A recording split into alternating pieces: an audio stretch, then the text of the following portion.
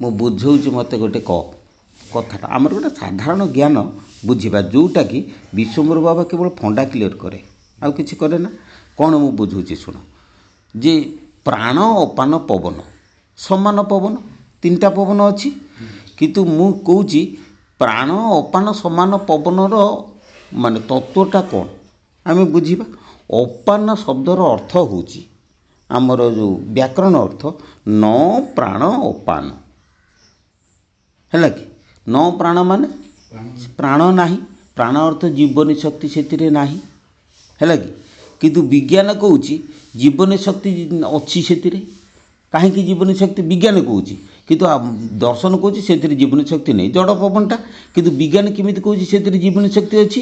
ନା ପବନ ଦେହରେ ଅମ୍ଳଜାନ ଅଛି। ସେ ଅମ୍ଳଜାନ ଯେତେବେଳେ ଦେହକୁ ଯାଉଛି ଆମେ ବଞ୍ଚୁଛନ୍ତି, ଜୀବନ ଅଛି, ତେଣୁ ଏଇଟା ହେଉଛି ଜୀବନୀ ଶକ୍ତି ସିଏ କହୁଛି।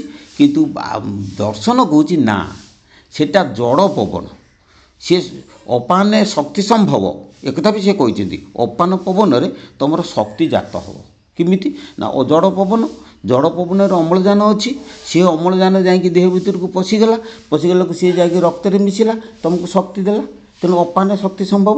ଏଟା ଜଡ଼ ପବନ ବାହାରୁ ଆସିଲା ଭିତରକୁ। ଆଚ୍ଛା, ପ୍ରାଣ ପବନ କାହାକୁ କହିବା? ନା ଯେଉଁଟା ଭିତରୁ ବାହାରକୁ ଯାଉଛି ପ୍ରାଣ ପବନ କହିବା। କାହିଁକି ପ୍ରାଣ ପବନ କହିବା? ମୁଁ ତୁମକୁ ବୁଝାଉଛି ଗୋଟେ କଥା ଶୁଣ।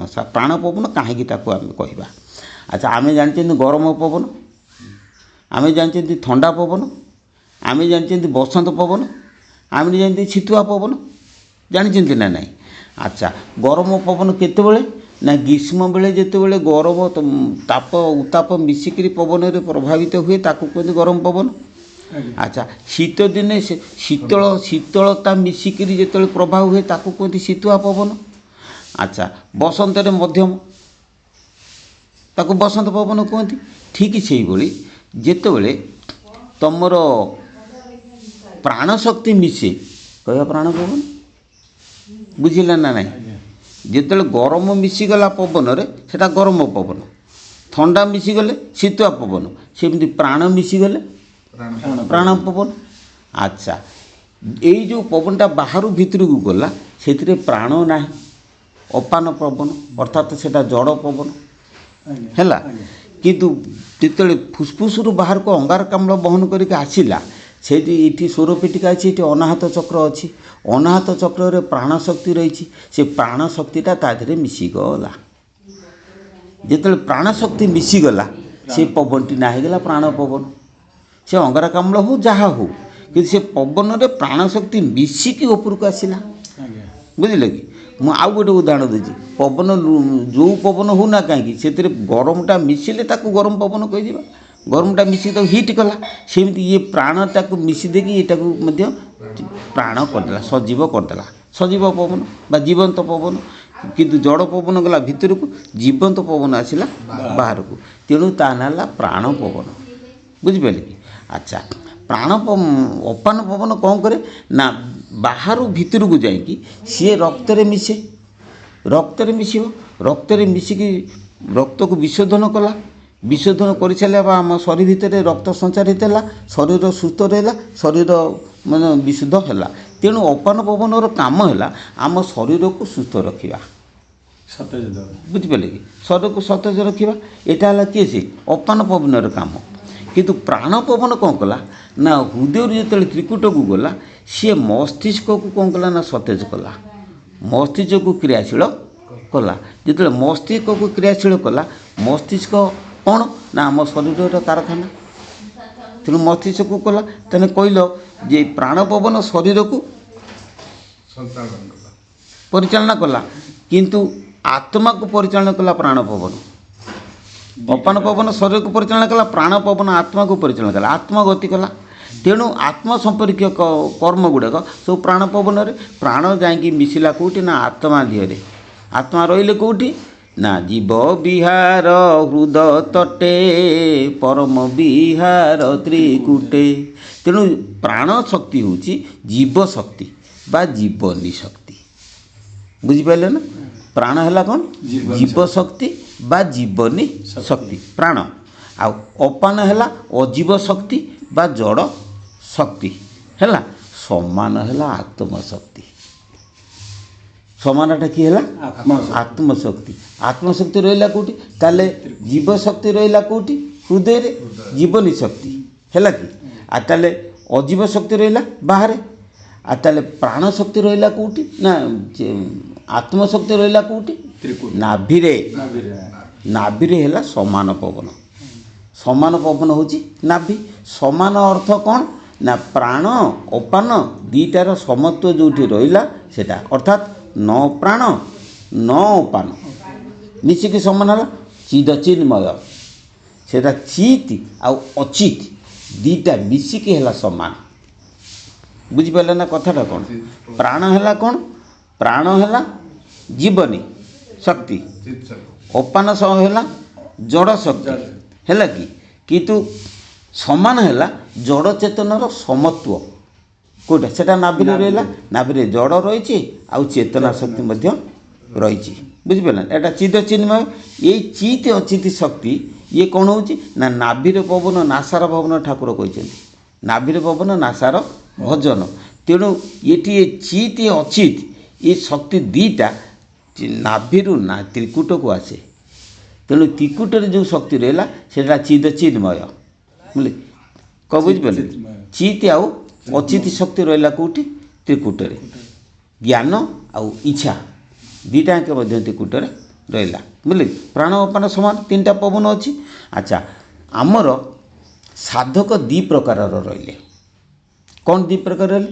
ଗୋଟେ ଅପାନ ସାଧକ, ଗୋଟେ ହେଉଛି ପ୍ରାଣ ସାଧକ। ବୁଝିଲେ କି? ଗୋଟେ ହେଲା ଅପାନ ସାଧକ, ଗୋଟେ ହେଲା ପ୍ରାଣ। ଅପାନ ସାଧକ ମାନେ ଜଡ଼ ସାଧକ, ଅପାନ ସାଧକ ମାନେ ଶରୀର ସାଧକ। ବୁଝିପାରିଲେ? ଶରୀରକୁ ଯିଏ ସାଧନା କଲା ତାକୁ କହିବା ଆମେ ଅପାନ ସାଧକ। ହେଲେ ଜଡ଼ ସାଧକ ଅପାନ ସାଧକ କିଏ? ଏ ରାମଦେବ ଯେଉଁ ଯୋଗ ଶିଖଉଛନ୍ତି, ଯୋଗ ସେ ରୋଗ ନିରୋଗ। ଶରୀରର ରୋଗ ନିରୋଗ ହେଉଛି ଯୋଗରେ, କିନ୍ତୁ ଆତ୍ମାର ନିରୋଗ ହେଉନି। ତୁ କୁଞ୍ଜ କାହିଁକି ପାଟି କରୁଛୁ? ଶରୀରର ନିରୋଗ ଯୋଗ ଦ୍ୱାରା ଶରୀରର ରୋଗ ନଷ୍ଟ ହେଉଛି। କେଉଁଟା? ଅପାନ। ଏଇ ଯେଉଁ ଯୋଗ ଆସନ ଆମେ କରୁଛେ ଏଇଟା ଅପାନ ସାଧନା ହେଲା କି। ଅପାନ ସାଧନା ମାନେ ଜଡ଼ ସାଧନା। ଜଡ଼ ସାଧନାରେ ଜଡ଼ ଶରୀର ତୁମର କ'ଣ ହେବ? ବିଶୋଧନ ହେବ, ଠିକ୍ ହେବ, ଭୋକ ହେବ, ହଜମ ହେବ, ଏକଦମ ବହୁତ ବଢ଼ିଆ ଶରୀର ହେବ। କିନ୍ତୁ ପ୍ରାଣ ସାଧନାଟା ହେଉଛି କ'ଣ? ଆତ୍ମା ସାଧନା। ବୁଝିଲେ? ସେଇଟା ମନ ସ୍ଥିର ହେବ। ବୁଝିଲେ? ମନ ବୁଦ୍ଧି ଚିତ୍ତ ଅହଙ୍କାର ଏଇ ତିନିଟା ଆଙ୍କେ ସ୍ଥିର ହେବ।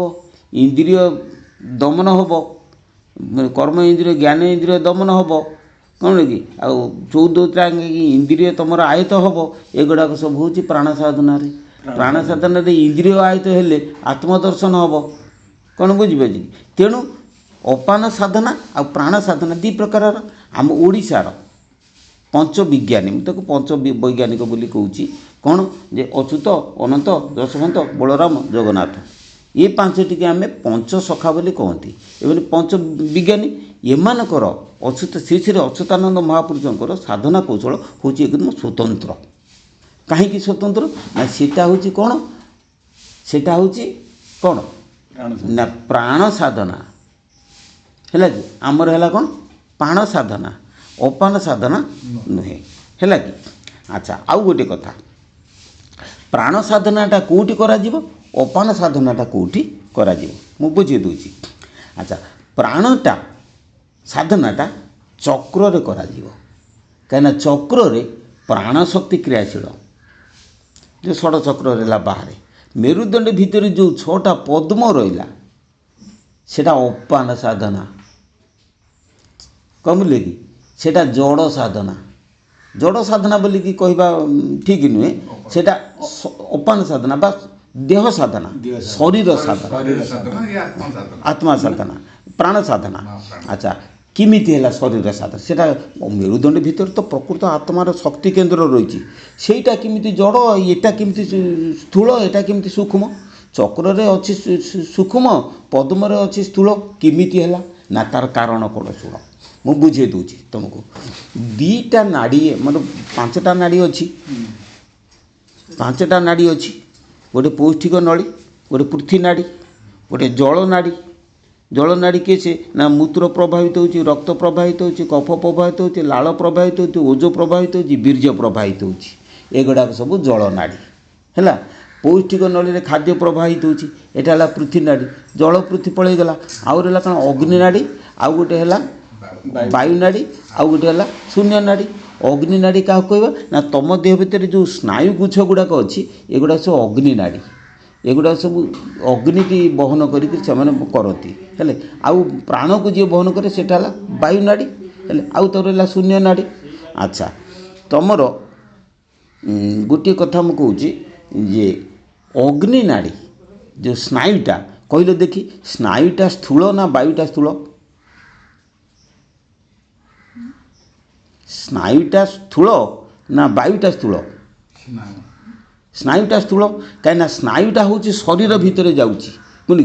ବାୟୁଟା ଶରୀରରେ ନୁହଁ, ଶରୀର ଭିତରେ ଅଲଗା।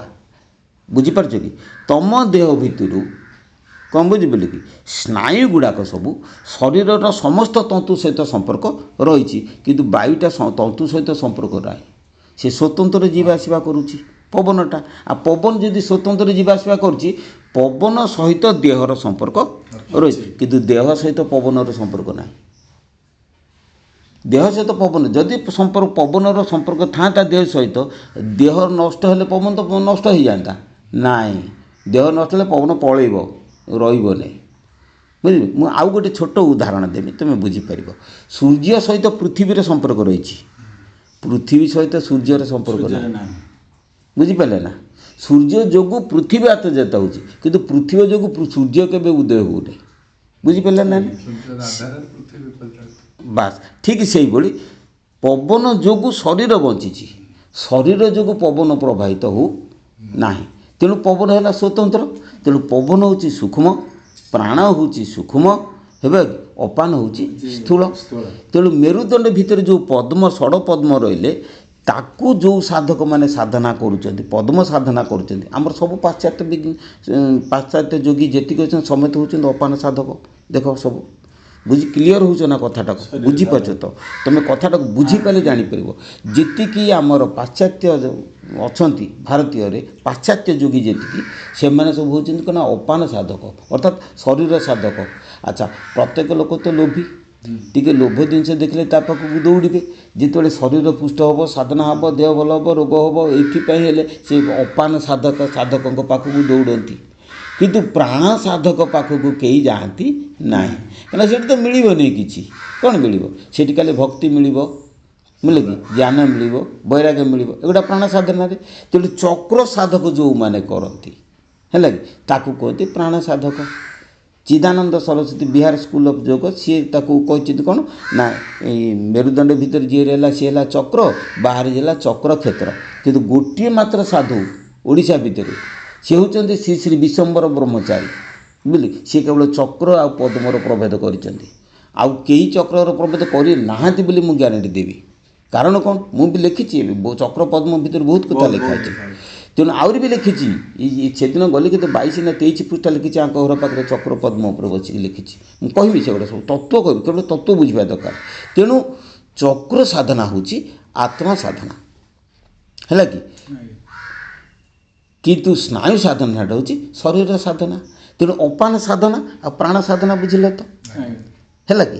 ଆଉ ଆତ୍ମା ସାଧନା, ଆତ୍ମ ସାଧନା ହେଉଛି ଯେ ପ୍ରାଣ ସାଧନା କରୁ କରୁ, ଚକ୍ର ସାଧନା କରୁ କରୁ ତୁମେ ଶୂନ୍ୟର ସନ୍ଧାନ ଅଟୋମେଟିକ୍ ପାଇଯିବ। ସମାନ ସାଧନା ଅଟୋମେଟିକ୍ ତୁମେ ପାଇଯିବ।